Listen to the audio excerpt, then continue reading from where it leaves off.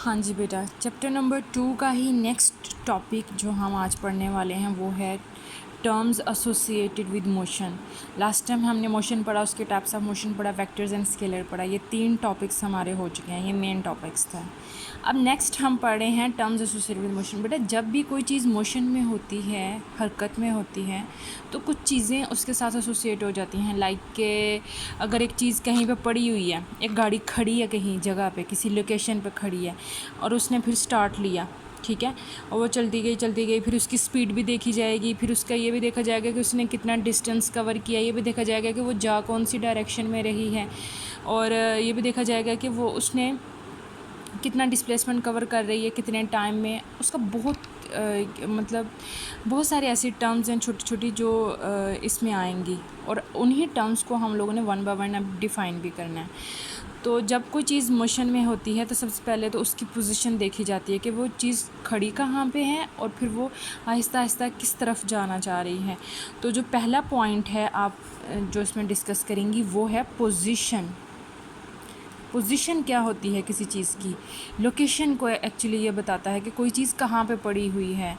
अगर मैंने आपको ये बताना है कि सियालकोट बेकरी, वो जो सियालकोट स्वीट्स हैं वो कहाँ पे हैं, तो मैं आपको क्या कहूँगी, आपके स्कूल से बिल्कुल सामने की तरफ जाएं तो 3 या 4 दुकानें छोड़ के फिर वो बेकरी आ जाती है, ठीक है। तो ये मैंने लोकेशन बताई है ना उसकी, कि आपके स्कूल से मैंने कहा कि इस सामने की तरफ जाना है और वो 3-4 शॉप्स छोड़ के वो आ जाती है, तो इसको लोकेशन बताना कहते हैं। अब लोकेशन जब हम किसी चीज़ की बताते हैं तो एक रेफरेंस पॉइंट बनाते हैं, फिर उसके हिसाब से बताते हैं कि वो फ़लानी जगह उस जगह से इतनी दूरी पे है। तो अभी रेफरेंस मैंने क्या बनाया, आपका स्कूल रेफरेंस बनाया। स्कूल से वो सियालकोट बेकरी इतनी दूरी पे है, तो वो उसकी पोजीशन बताई जा रही है। तो पोजीशन क्या होती है? पोजीशन डिस्क्राइब करता है लोकेशन ऑफ अ प्लेस और a point with respect to some reference point. किसी रेफरेंस पॉइंट के लिहाज से किसी जगह का आप लोकेशन बता रहे हैं तो वो क्या बताता है, उसकी पोजीशन बताता है। ये सारी डेफिनेशंस आपको मिलेंगी पेज नंबर 34 और 33 हैं, 34 35 हैं आई थिंक, वहाँ पे आपको ये सारी डेफिनेशंस मिलेंगी वन बाय वन, ठीक है। तो पोजीशन सबसे पहले आपको क्या बताता होता है, लोकेशन किसी जगह की, कि वो कहाँ पे पड़ी हुई है फ़लानी चीज़। बस आपने इसकी डेफिनेशन ही करनी है कि the term position describe the location of a point और a place with respect to some reference point called origin, ठीक है। यहाँ तक आप लोगों ने इसकी पोजीशन की डेफिनेशन मार्क कर लेनी है। और साइड पे मेरे ख्याल इसकी एक छोटी सी वो एग्जांपल सी बनी हुई है कि स्कूल और आपके हाउस का आपने लोकेशन बताना है कि आपका हाउस कितनी दूरी पे है आपके स्कूल से, तो वो बताएगा कि ये इशारे से बताएगा कि वो फ़लानी जगह पे, ठीक है। तो आपने वो भी देख लेने हैं। नेक्स्ट जो चीज़ है वो है, जब आपकी मान लें कि आपकी कार एक जगह पे खड़ी थी, एक पोजीशन पे खड़ी थी, अब उस पोजीशन से उसने चेंज लिया है, वो चलना शुरू कर दिया उसने, तो वो किधर जा रही है, कितना डिस्टेंस कवर कर रही है, वो स्लो है या वो बहुत हाई स्पीड में है, ये चीज़ें भी देखेंगे। तो अब जो नेक्स्ट चीज़ आती है वो आती है डिस्टेंस एंड डिस्प्लेसमेंट। दो चीज़ें, distance and displacement. Displacement shortest distance को कहते हैं, कम से कम फासला, और डिस्टेंस क्या होता है, ओवरऑल लेंथ ऑफ पाथ, कितना वो रास्ता था। अब मैं अगर ये कहूँ कि मुझे ये मान लें कि ये आपका स्कूल है और आपको स्कूल से जाना है, आपके घर तक जाना है, ये आपका हाउस है, ठीक है। इस तरफ आपका क्या है, हाउस है, और बीच में बहुत सारी गलियां आ रही हैं। मैं चलिए गलियां बना ही लेती हूँ। ये एक गली इधर को जा रही है, एक इधर को आ रही है, एक इधर को जा रही है, एक उधर को आ रही है, एक इधर को आ रही है, ठीक है। ये बहुत सारी गलियां मैंने बनानी है और ये आपका स्कूल है। और अगर आपको अपने स्कूल से जाना है आपके घर तक, तो आप कौन सा रास्ता अपना सकती हैं। अब देखें मैं कौन कौन सा रास्ता अपना रही हूँ। एक इधर से मैं जाऊँ, अगर इधर को इधर को इधर को इधर को इधर तक भी आ सकती हूँ। फिर मैं अगर इधर से जाऊँ, इधर से जाऊँ, इधर से जाऊँ, इधर से जाऊँ, तो इधर भी आ सकती हूँ, ठीक है। फिर मैं ये पीछे से भी आ सकती हूँ। तो देखिए कितने रास्ते हैं, मैंने 1 2 और ये 3 पाथ मैंने आपको बनाया। अब ये जो गलियों से आने जाने का रास्ता है ये बहुत लंबा चौड़ा हो जाता है, ठीक है। तो ये टोटल जो है वो सारा डिस्टेंस कहलाता है। ये जो लेंथ ऑफ पाथ है ना, ये लंबाई है जितने भी रास्ते की, वो क्या कहलाता है, उसका डिस्टेंस, लेंथ ऑफ पाथ। क्या कहला रहा है उसका, डिस्टेंस, ओवरऑल कितना आपने कवर किया है। अब डिस्प्लेसमेंट क्या है, डिस्प्लेसमेंट मैं कह रही हूँ शॉर्टेस्ट डिस्टेंस, कम से कम फासला, कम से कम फासला, ये डिस्टेंस को फासला कहते हैं, ठीक है। तो कम से कम फासला या शॉर्टेस्ट डिस्प्लेसमेंट, शॉर्टेस्ट डिस्टेंस क्या होगा, अगर मैं डायरेक्ट इस जगह से डायरेक्ट इस तरफ चली जाऊँ, इशारा करके कह दूँ कि इस तरफ जाना है, तो ये देखें कितना फ़ासला कम हो गया। हालांकि मैं गलियों से जा रही थी, इतना ज़्यादा लेंथ ऑफ पाथ था, तो इसमें क्या है, ये बहुत ही शॉर्टेस्ट डिस्टेंस है बेटा। इस चीज़ को डिस्प्लेसमेंट कहते हैं, जिसमें आप इशारा करके कहते हैं कि इस तरफ जाना है, ठीक है। तो ये डिस्प्लेसमेंट बन जाता है। डिस्प्लेसमेंट में देखो इशारा करके बताया गया ना, तो डायरेक्शन बताई गई है, तो डायरेक्शन जिसमें बताई जाती है वो कौन सी क्वांटिटी होती है, वेक्टर होती है। तो डिस्प्लेसमेंट कौन सी क्वांटिटी होगी, ये वेक्टर क्वांटिटी होगी। और डिस्टेंस कौन सी क्वांटिटी है, ये स्केलर क्वांटिटी है।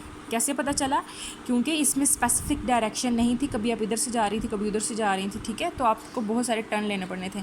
अब बहुत आसान मैं आपको कहूँ, अगर मैं कहूँ कि आप साइकिल के थ्रू जा रही हैं अपने घर तक, या आप कार के थ्रू जा रही हैं, तो आपको गलियों से टर्न लेने पड़ते हैं, इधर जाना पड़ता है, उधर जाना पड़ता है। तो देखें कुछ स्केलर फिर बन जाएगी ना ये क्वान्टिटी, जो डिस्टेंस है। तो ये हो गया, आप बस के थ्रू या कार के थ्रू जा रही हैं अपने घर तक, ठीक है, रोड से होते हुए, बाय रोड, तो आपको बहुत सारे टर्न लेने पड़ते हैं। तो ये सारा हो गया डिस्टेंस जो आपने कवर किया। लेकिन अगर आप जहाज़ पे बैठ के चली जाएं, डायरेक्ट अपने घर ही जाएंगी ना आप, ऊपर से, छतों के ऊपर से, तो ये देखें, तो ये समझ लें आपका क्या हो गया, डिस्प्लेसमेंट हो गया, आपका शॉर्टेस्ट डिस्टेंस हो गया। जो आपको घंटा लग रहा था पहुंचने में, अब आप 10 मिनट्स में पहुंच जाती हैं आप हवाई जहाज़ के थ्रू। तो देखें ये आपका शॉर्टेस्ट डिस्प्लेसमेंट है, सॉरी डिस्टेंस है, जिसको हम लोग डिस्प्लेसमेंट कहेंगे। तो ये इन्हीं दोनों की डेफिनेशंस भी आपको पेज नंबर 35 पे मिलेगी पिंक बॉक्सेस में, कि डिस्टेंस क्या होता है, the length of the path between 2 points. ये देखें पॉइंट्स ही थे ना, एक आपका हाउस था और एक आपका स्कूल था, तो ये दोनों पॉइंट्स हैं, इनके दरमियान में जो टोटल लेंथ ऑफ पाथ था वो सारा आपका डिस्टेंस था। और जो कम से कम फासला था, शॉर्टेस्ट डिस्टेंस है, वो क्या है आपके पास, कम डिस्प्लेसमेंट। अब इनको रिप्रेजेंट कैसे करते हैं बेटा, पहले पॉइंट पे आप लोगों ने इनकी डेफिनेशन बनानी है जो पिंक बॉक्स में है, ठीक है। सेकंड पॉइंट में आप लोगों ने लिखना है कि ये कौन सी क्वांटिटी है। आपने डिस्टेंस के नीचे लिखना है it is a scalar quantity, ठीक है, कि ये क्या है, स्केलर क्वांटिटी। और इस तरफ ये जो डिस्प्लेसमेंट है, इसकी भी आप लोगों ने पहले डेफिनेशन बनानी है, और फिर नीचे इसका लिखना है कि it is a vector quantity. आप उसकी नेचर बताएं, ठीक है। ये जो अपन पॉइंट बनाना होता है ना, इसके ऊपर आप नेचर की हेडिंग दे लिया करें कि इसकी नेचर कैसी है, ये किस तरह की क्वांटिटी है। तो डिस्टेंस के लिए आप लोगों ने अब नेक्स्ट पॉइंट पे आपने इनकी रिप्रेजेंटेशन भी रखनी है। डिस्टेंस को यूजुअली हम लोग एस के साथ रिप्रेजेंट करते हैं। अगर आप एस के साथ नहीं तो आप एक्स के साथ भी रिप्रेजेंट कर सकती हैं, एल के साथ भी कर लेते होते हैं, तो वो हम बाद में देखेंगे। वैसे जो नॉर्मली हम नोटेशन यूज़ करते हैं वो आप एस यूज़ करते हैं।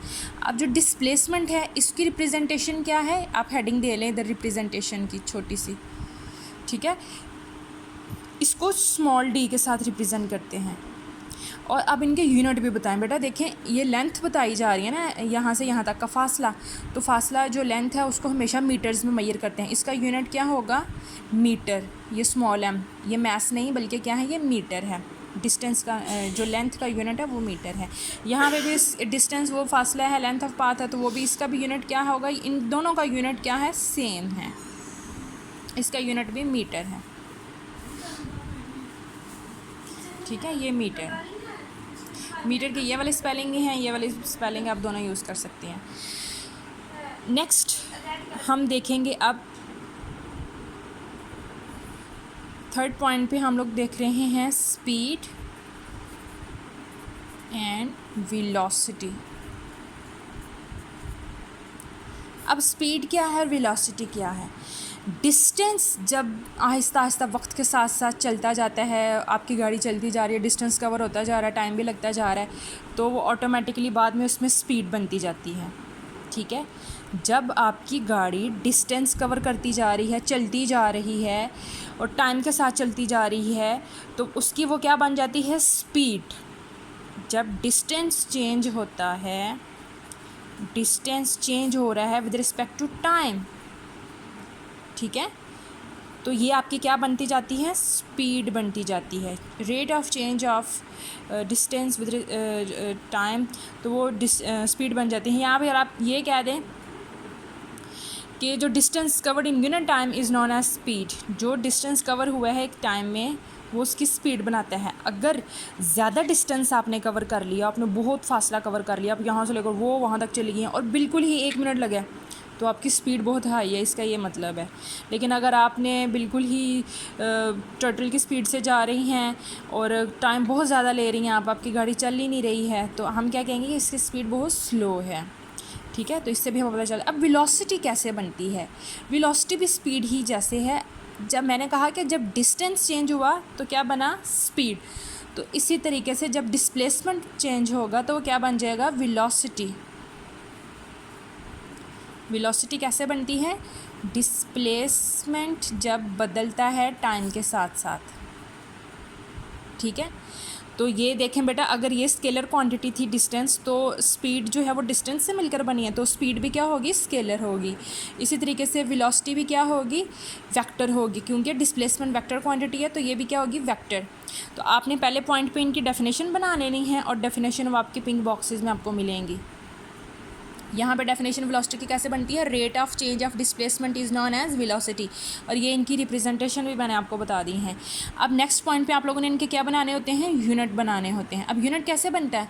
आप डिस्प्लेसमेंट का यूनिट सबसे ऊपर लिखें बेटा। डिस्प्लेसमेंट के यूनिट मीटर हैं, ये मीटर एम, और टाइम के यूनिट क्या है? सेकेंड। तो ये आप इसको मीटर पर सेकेंड ms-1 ये लिखेंगी। डिस्टेंस किस में मैयर हो रहा था? इसका यूनिट भी बना लेते हैं हम लोग। डिस्टेंस किस में मैयर हो रहा था? मीटर में, और टाइम किस में जा रहा था? सेकंड में, तो इसका यूनिट भी क्या होगा? ms-1 मीटर पर सेकंड। दोनों की यूनिट्स सेम हैं, लेकिन फ़र्क क्या है कि ये स्केलर क्वांटिटी है और ये क्या है? Vector quantity. आपने लिख लेना है इसके साथ। अभी चूँकि जगह नहीं बची इसलिए मैं इसको ऐसे छोड़ रही हूँ। तो आप लोगों ने अपनी बुक पे जाना है और पेज नंबर 36 पे ही आपको दोनों डेफिनेशंस मिलेंगी और वहाँ पे आपने दोनों को मार्क कर लेना है।